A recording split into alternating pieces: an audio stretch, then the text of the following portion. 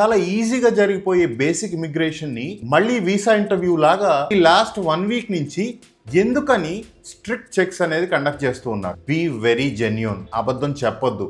ఇండియాలో అయితే ఎలా కాన్ఫిడెంట్ గా ఆన్సర్స్ చేసి వీసా తెచ్చుకున్నారో మళ్ళీ అంతే కాన్ఫిడెంట్ గా మీరు ఆన్సర్ చేయాల్సింది ఉంటుంది. ఈ సెకండ్ స్క్రూటినీ అనేది అవాయిడ్ చేసుకో హ్యాపీగా ఇమిగ్రేషన్ క్లియర్ చేసుకుంటే మంచిది.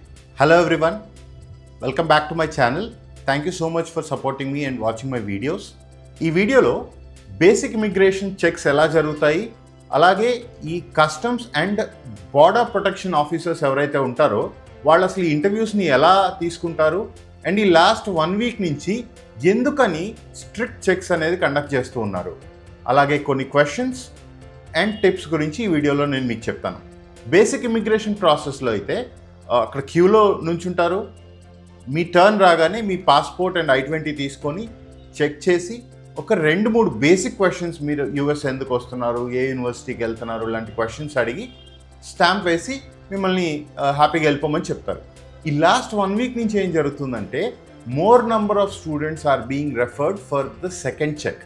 ఈ సెకండ్ చెక్ పడినప్పుడు ఏమవుతుందంటే మిమ్మల్ని ఒక రూమ్లో వెయిట్ చేయమని చెప్పి అడుగుతారు. అక్కడ wait duration it could be anywhere between 1 hour to at times it is 24 hours also. So అక్కడ మీరు వెయిట్ చేసిన తర్వాత మీ దగ్గరికి ఒక సిబిపి ఆఫీసర్ వచ్చి ఇండియాలో వీసా ఇంటర్వ్యూలో ఎలాంటి క్వశ్చన్స్ అయితే అడిగారో మళ్ళీ మిమ్మల్ని అడుగుతారు. సో మీరు ఇండియాలో అయితే ఎలా కాన్ఫిడెంట్గా ఆన్సర్స్ చేసి వీసా తెచ్చుకున్నారో మళ్ళీ అంతే కాన్ఫిడెంట్గా మీరు ఆన్సర్ చేయాల్సింది ఉంటుంది. సో ఇక్కడ CBP officers they have every right to check your phone, email, so మీ పర్సనల్ డేటా, ఎవ్రీథింగ్ వాళ్ళు అన్నీ చెక్ చేసే అధికారం ఉంటుంది. సో మీరు యూఎస్లో ఉన్న ఎవరితో అయినా చాట్ చేశారా, ఈమెయిల్స్ చేశారా, ఎలాంటి పార్ట్ టైం జాబ్స్ కానీ జాబ్ మార్కెట్స్ గురించి కానీ మీరు డిస్కస్ చేశారా, ఇట్లాంటి చెక్స్ వాళ్ళు చాలా కామన్గా చేస్తారు. ఒక ఇంటేక్ మొత్తంలో నా 2-3 స్టూడెంట్స్కి ఇట్లాంటిది జరిగింది అంటే it is a part of common check అని నేను అనుకోవచ్చు. కానీ లాస్ట్ 1 వీక్లోనే 7 స్టూడెంట్స్ నాకు చెప్పారు. Thankfully nobody is deported. కానీ వాళ్ళు నాకు ఇన్ఫార్మ్ చేసింది ఏంటంటే there are more second level scrutiny checks that are happening and there are certain deportations also that are happening. So మీరు ఛాన్స్ తీసుకోవద్దు. ఎవరైతే వీసా తెచ్చుకొని చాలా హ్యాపీగా ఈ నెక్స్ట్ 10 డేస్లో యూఎస్ వెళ్ళి జాయిన్ అవుదాం అనుకుంటున్నారో యూనివర్సిటీస్లో చాలా జాగ్రత్తగా ఉండండి. ఈ సెకండ్ లెవెల్ ఆఫ్ స్క్రూటినీలో ఎలాంటి క్వశ్చన్స్ అడుగుతున్నారు అంటే why are you coming to US? ఈ క్వశ్చన్ చాలా కామన్గా అడుగుతారు అండ్ మోస్ట్లీ మన స్టూడెంట్స్ కూడా దీనికి బాగానే ఆన్సర్ చేస్తారు. దీనికి పెద్దగా ప్రాబ్లం రాకపోవచ్చు. కానీ where are you going to stay in US? ఎక్కడ స్టే చేయబోతున్నారు? ఈ క్వశ్చన్ అడిగినప్పుడు కొంతమంది ఫంబుల్ అవుతున్నారు, ఎందుకంటే they are not well prepared. So మీరు అక్కడ ఎక్కడ ఉంటారు అనేది సెకండరీ, బట్ ఒక అడ్రస్, ఏదైనా ఒక హోటల్ అడ్రస్సా లేకపోతే కాలేజ్ అకామిడేషన్, ఏదైనా కానీ ఒక అడ్రస్ మీ దగ్గర రెడీగా ఉంటే అక్కడ మీరు రాసి ఇవ్వచ్చు. అండ్ మీ లగేజ్లో ఏం క్యారీ చేస్తున్నారు, ఏదైనా ఈటబుల్స్ క్యారీ చేస్తున్నారా? బీ వెరీ జెన్యూన్, అబద్ధం చెప్పొద్దు. ఏదైతే ఉందో అది చెప్పండి. At the same time me financial documentation is very very important. మీరు యూఎస్ వెళ్ళిన తర్వాత కాలేజ్ ఫీజు ఎలా పే చేద్దాం అనుకుంటున్నారు, మీ లివింగ్ ఎక్స్పెన్సెస్ని మీరు ఎలా బేర్ చేస్తారు, ఈ క్వశ్చన్స్ ఖచ్చితంగా అడుగుతున్నారు. ఈ లాస్ట్ 1 వీక్లో ఈ 7 స్టూడెంట్స్ గురించి ఎవరైతే నేను చెప్పానో వాళ్ళు నాకు చెప్పింది ఏంటంటే ఫైనాన్షియల్ డాక్యుమెంట్స్ని ఖచ్చితంగా అడిగి వెరిఫై చేస్తున్నారు. Whether it is a bank letter or loan letter, చాలా స్క్రూటినీ జరుగుతుంది. కొంతమంది స్టూడెంట్స్ ఏం చేస్తారంటే ఇండియాలో ఉన్నప్పుడు లోన్ అప్లై చేస్తారు, లోన్ అప్రూవ్ అవ్వగానే వీసా ఇంటర్వ్యూకి వెళ్తారు, వీసా కూడా అప్రూవ్ అయిపోతుంది. తర్వాత వాళ్ళు డిస్బర్స్మెంట్ చేయించుకోరు, అంటే వాళ్ళ అకౌంట్లోకి మనీని వేయించుకోరు. సో అక్కడ వాళ్ళు ఏమనుకుంటారంటే యూఎస్ వెళ్ళిన తర్వాత ఏదో విధంగా నాకు ఇండియా నుంచి డబ్బులు పంపిస్తారు, లేదా నేను అక్కడ ఏదో పార్ట్ టైం చేసి కట్టేయచ్చు అనే ఫీలింగ్లో ఉంటారు. సో అలాంటి స్టూడెంట్స్ ఎవరైతే ఉంటారో ఇప్పుడు చాలా జాగ్రత్త పడండి, అట్లాంటి రిస్క్ తీసుకోవద్దు. ఎలాగూ మీకు అక్కడ ఉన్న పరిస్థితులకి పార్ట్ టైం చేసి ఫీజు కట్టుకునే పరిస్థితులు అయితే లేవు. సో మీరు ఎవరైతే లోన్ తీసుకుంటారో ఖచ్చితంగా డిస్బర్స్మెంట్ చేయించుకోండి. లేదు లోన్ తీసుకోలేదు, మీకు అకౌంట్లో డబ్బులు ఉన్నాయి, యూ టేక్ దోస్ డాక్యుమెంట్స్.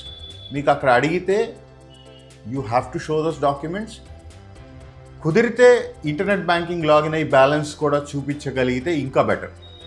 అంటే మీరు అంత కాన్ఫిడెంట్గా ఆన్సర్ చేయాలి అనేది నా ఉద్దేశం. అండ్ ఇంకొక క్వశ్చన్ రెగ్యులర్గా అడుగుతున్నది ఏంటంటే మీ రిటర్న్ ప్లాన్స్. మీరు మళ్ళీ ఎప్పుడు ఇండియాకి రిటర్న్ అవుతారు? మీ హాలిడేస్ టైంలో మీరు ఇండియా వెళ్ళి వస్తారా లేదా how many years or you planning to live in USA? ఈ క్వశ్చన్స్ కూడా అడుగుతున్నారు. మీరు చాలా జెన్యూన్గా ఆన్సర్ చెప్పాలి. మీరు యుఎస్లో ఉందాము అనుకుంటే యుఎస్లో ఉండి ఏం చేస్తారు ఆ హాలిడే టైంలో? పార్ట్ టైం జాబ్స్ గురించి వీటి గురించి పెద్దగా మాట్లాడకపోవటమే మంచిది. సో ఇండియా వెళ్ళి హ్యాపీగా నేను హాలిడేస్ ఫ్యామిలీతో గడిపి మళ్ళీ రిటర్న్ వస్తానని చెప్పొచ్చు, ఇబ్బంది ఏం లేదు. సో మీ ఫస్ట్ టిప్ ఏంటంటే మీ డెస్టినేషన్ ఏదైతే ఉందో ఆ నియరెస్ట్ ఎయిర్పోర్ట్కి మీరు టికెట్ తీసుకోండి. దట్ మీన్స్ ఈ పోర్ట్ ఆఫ్ ఎంట్రీ మీరు నియరెస్ట్ ఎయిర్పోర్ట్లో ఉంటే బెటర్. లేదు మీరు ఎక్కడో చదువుతున్నారు బట్ అక్కడ ఇంటర్నేషనల్ ఎయిర్పోర్ట్ లేదు, లేదా ఇండియా నుంచి ఫ్లైట్స్ అంత అవైలబిలిటీ లేదు అనుకుంటే ఓకే, నియరెస్ట్ ఇంటర్నేషనల్ ఎయిర్పోర్ట్కి వెళ్ళి అక్కడి నుంచి కనెక్టింగ్ ఫ్లైట్ టికెట్ ఉన్నా కానీ సరిపోతుంది. But see to it that you have a flight ticket till your destination. నేను టెక్సస్లో చదవాలి కానీ న్యూయార్క్లో ఫ్రెండ్స్ ఉన్నారు లేదా చుట్టాలు ఉన్నారు, సో న్యూయార్క్కే నేను వెళ్తాను, ఒక 2-3 డేస్ తర్వాత నేను టెక్సస్కి వెళ్తాను అనుకుంటే అట్లాంటివన్నీ ఇప్పుడు కుదరదు. సో మీరు కావాలి అనుకుంటే మీరు వెళ్ళిపోండి, ఫస్ట్ మీ కాలేజ్ దగ్గరికి వెళ్ళిపోండి, లేదా మీ కాలేజ్ టెక్సస్లో ఉంటే టెక్సస్కి వెళ్ళి ఇమిగ్రేషన్ క్లియర్ చేయించుకున్న తర్వాత సేమ్ డే మళ్ళీ మీరు కావాల్సిన లొకేషన్కి వెళ్ళొచ్చు, ఏ ప్రాబ్లం ఉండదు. కానీ రిస్క్ తీసుకోవద్దు. మీ కాలేజ్ ఏ స్టేట్లో ఉంది చూసుకొని అక్కడికి ఫ్లైట్ టికెట్ మీరు తీసుకుంటే మంచిది. ఇండియాలో ఉండగా మీ ఫ్రెండ్స్ ఎవరైతే ఉంటారో యూఎస్లో వాళ్ళతో జాబ్స్ గురించి కానీ అకామిడేషన్ గురించి కానీ ఎట్లాంటి చాటింగ్లు ఈమెయిల్స్ చేయొద్దు. అలా కనుక చేస్తే మీరు చాలా ఇబ్బంది పడతారు. ఫైనాన్షియల్ ప్రూఫ్స్ గురించి మనం ఆల్రెడీ డిస్కస్ చేసుకున్నాం. ప్రతి ఒక్క డాక్యుమెంట్ని మీరు హ్యాండీగా మీ క్యాబిన్ లగేజ్లోనే పెట్టుకోండి. ఈ మధ్యకాలంలో ఈ I-20 పాస్పోర్ట్ కాకుండా SEVIS fee receipt and also stay related documents కూడా అడుగుతున్నారు.